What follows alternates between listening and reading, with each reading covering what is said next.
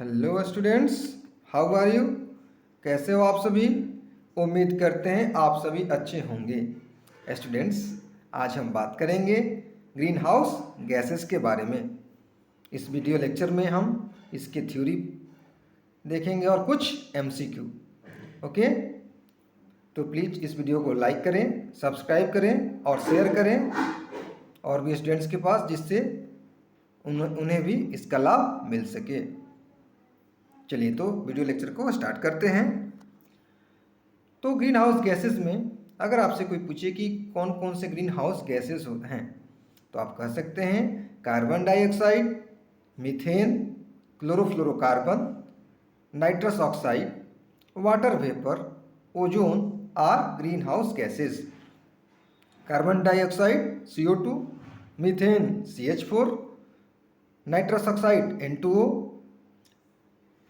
Chlorofluorocarbon जिसको हम CFCS से बताते हैं, वाटर वेपर, ओजोन, ये सब ग्रीन हाउस गैसेस हैं। ओके, तो ये ग्रीन हाउस गैसेस क्या करते हैं भाई? तो ग्रीन हाउस गैसेस एब्जॉर्ब और trap heat in the atmosphere. तो एटमॉस्फेयर में हीट को एब्जॉर्ब करते हैं, फिर ट्रैप करते हैं। कोई आपसे पूछे कि आप बताएं ग्रीन हाउस गैसेस क्या हैं, तो आप कह सकते हैं the gases that absorb long wave radiation are called greenhouse gases. The gases that absorb long wave radiation are called greenhouse gases. आप जानते हैं या फिर जानते होंगे कि जो अर्थ सरफेस है ना, earth surface, the earth surface receives most of its energy in short wavelengths. The energy received by the earth is known as incoming solar radiation और इंसोलेशन. तो और जो एनर्जी रिसीव करती है वो शॉर्ट वेव लेंथ के form में ना, शॉर्ट वेव लेंथ के फॉर्म में. ठीक है, तो ये जो एनर्जी रिसीव कर रही है अर्थ, उसको हम क्या कहते हैं? इंसोलेशन या फिर इनकमिंग सोलर रेडिएशन. तो ये insolation received by the earth is in short wave form. it radiate energy to the atmosphere in long wave form. मैं ये कह रहा हूँ कि ये जो इंसोलेशन है, इनकमिंग मतलब energy received by the earth, the insolation received by the earth in short waves form. ठीक है ना, लेकिन ये रेडिएट करता है एनर्जी कैसे भाई? In long wave form atmosphere में, है ना. It radiates energy to the atmosphere in long wave form. ठीक है, या फिर इंफ्रारेड रेडिएशन. तो वही है ना, यही जो हम बता रहे हैं कि the gases that absorb long wave radiation are called green house gases. कि ये जो लॉन्ग वेव रेडिएशन के थ्रू रिलीज कर रहा है अर्थ एटमॉस्फेयर में, तो उसको एब्जॉर्ब करते हैं ग्रीन हाउस गैसेस, है ना. अगर आपसे कोई पूछे कि largest concentration of green house gases, जो ग्रीन हाउस गैसेस हैं उसमें से सबसे ज़्यादा कॉन्सेंट्रेशन किसका है, या फिर सबसे ज़्यादा कंट्रीब्यूट कौन करता है ग्लोबल वार्मिंग में, तो आप कहेंगे the largest concentration of green house gases in the atmosphere is carbon dioxide. ठीक है, अब ये जो CO2 है ना, जो कि सबसे ज़्यादा कंट्रीब्यूट कर रहा है, सबसे ज़्यादा कंट्रीब्यूट कर रहा है ना, सबसे ज़्यादा है ग्रीन हाउस गैस जो है. तो इसका इमिशन किससे होता है?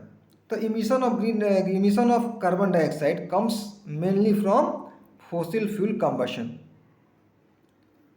तो आप इस प्रकार से भी इसको बता सकते हैं कि CO2 is released into the atmosphere by respiration, burning of fossil fuel etcetera.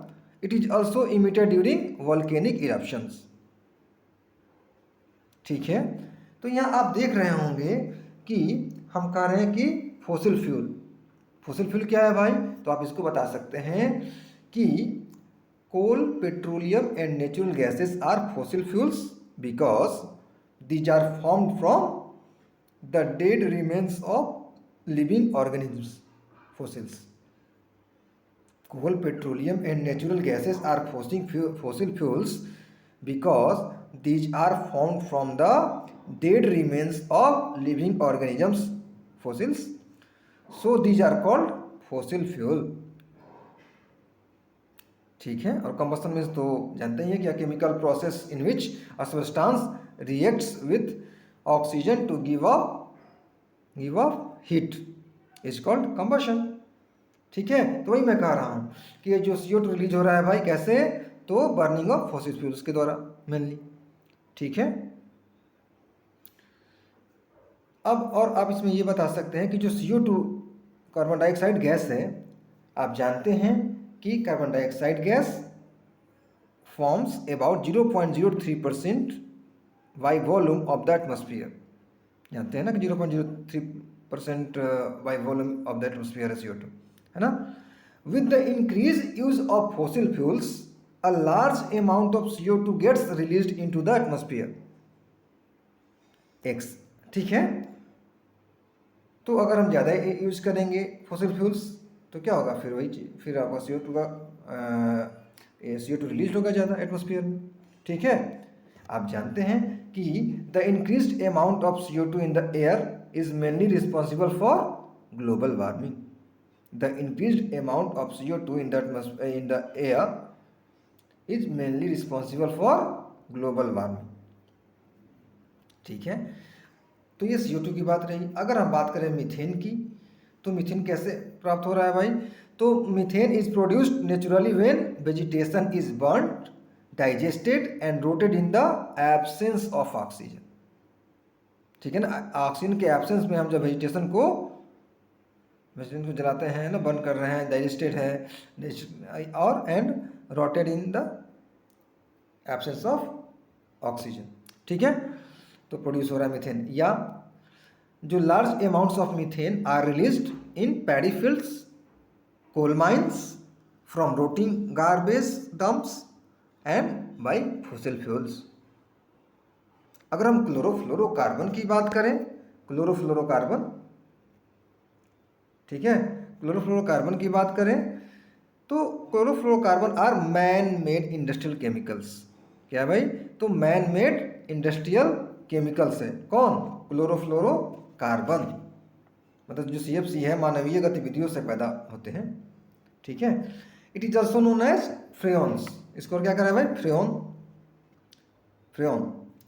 This compound are non reactive, non inflammable, non toxic organic molecules and therefore used in refrigerators, air conditioner, in the production of plastic foam and by the electronic industry for clearing computer parts।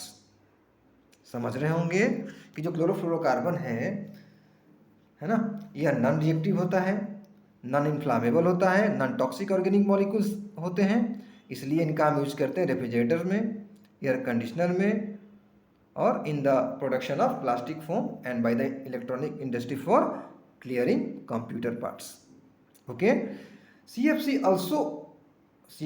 Are also damaging the ozone layer. आप जानते हैं कि ozone layer को भी damage करता है ना, जो कि हमें UV रेडिएशन से बचाता है। ठीक है। जहाँ तक नाइट्रस ऑक्साइड का सवाल है, तो नाइट्रस ऑक्साइड के बारे में आप कह सकते हैं कि nitrous oxide occurs naturally in the environment. In the recent years these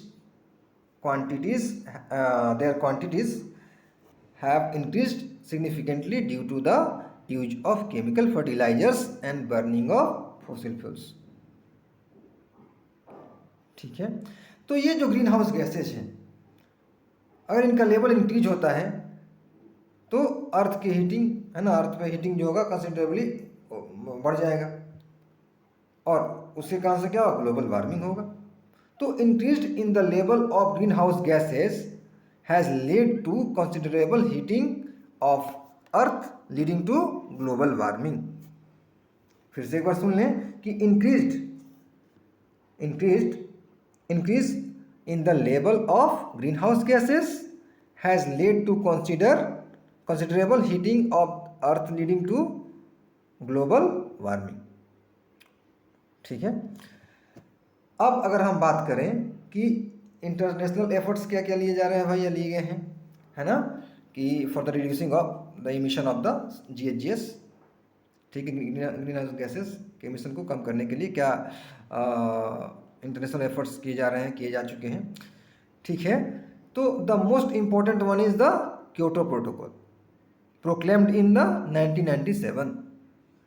मतलब जो वायुमंडल में ग्रीन हाउस गैस के उत्सर्जन को कम करने के लिए अंतर्राष्ट्रीय स्तर पर प्रयास किए गए हैं, इनमें सबसे महत्वपूर्ण क्योटो प्रोटोकॉल है, जिसकी उद्घोषणा सन 1997 में की गई थी और प्रभावी कब हुआ, तो सन 2005 में, सन 2005 में प्रभावी हुई। इस उद्घोषणा का 141 कंट्रीज ने, 141 देशों ने अनुमोदन किया है और क्योटो प्रोटोकॉल ने 35 औद्योगिक राष्ट्रों को प्रतिबद्ध किया कि वे सन 1990 के उत्सर्जन स्तर में वर्ष 2012 तक 5% की कमी लाएं। क्योटो प्रोटोकॉल ने 35 औद्योगिक राष्ट्रों को प्रतिबद्ध किया कि वे सन 1990 के उत्सर्जन स्तर में वर्ष 2012 तक 5% की कमी लाएं। ओके, तो Kyoto protocol bounds the 35 industrialized countries to reduce their emissions by the year 2012 to 5% less than the labor prevalent in the year 1990। समझ रहे होंगे आप? ओके, चलिए अब कुछ MCQ देख लेते हैं। अभी हमने बात किया ग्रीन हाउस गैसेस के बारे में, उम्मीद करते हैं आपको अच्छा लगा होगा। कुछ MCQ की बात कर लेते हैं, मल्टीपल चॉइस क्वेश्चंस के बारे में। पहला क्वेश्चन है, which of the following is not a green house gas? Which of the following is not a green house gas? कौन नहीं है भाई ग्रीन हाउस गैस? पहला ऑप्शन है carbon dioxide, second option is nitrous oxide, third option is ammonia and fourth is methane. Okay, what will be the answer? Option C, ammonia. Ammonia is not a green house gas.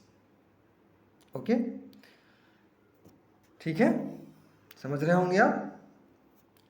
अगर हम दूसरे question की बात करें तो which one of the following gases contributes maximum to the greenhouse effect on the earth? Which one of the following gases contributes maximum to the greenhouse effect on the earth? First option is carbon dioxide, second is freon, third is chlorofluorocarbon, fourth is methane. क्या answer होगा भाई? तो answer यहाँ हो जाएगा first option, carbon dioxide. Carbon dioxide contribute maximum to the greenhouse effect on the earth. Okay, तो ये कुछ MCQ हैं। तो हम उम्मीद करते हैं कि आपको वीडियो लेक्चर अच्छा लगा होगा। तो प्लीज़ इसे लाइक करें, सब्सक्राइब करें और शेयर करें और भी स्टूडेंट्स के साथ, जिससे उनको भी इसका लाभ, इस वीडियो लेक्चर का लाभ मिल सके। Thank you.